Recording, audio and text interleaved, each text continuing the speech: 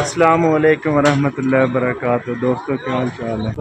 आज भाई शरोज भाई नाल ना अपनी सलाम दुआ कैसे हैं शरोज भाई। यार कल का जड़ा ना परेशान आ नाराज है यार। कैसे तो रही हैं भाई।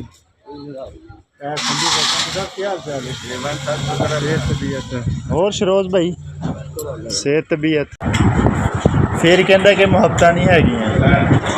ठीक है ना देख ला फिर कहते कि मुहब्बत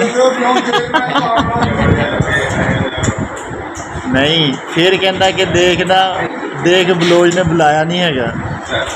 ਅਸੀਂ ਸਪੈਸ਼ਲ ਜਿਹੜਾ ਨਾ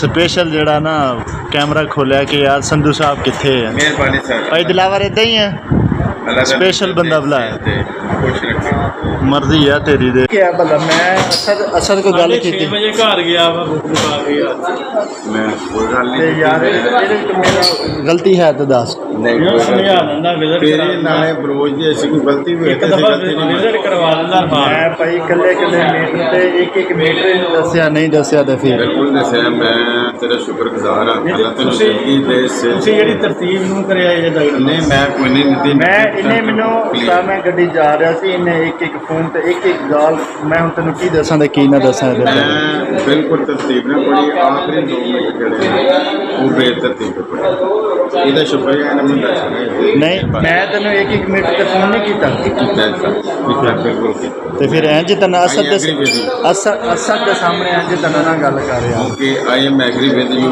आर नाइस बाबा जी किदां आई एम वेरी हैप्पी देख ला यार मर्जी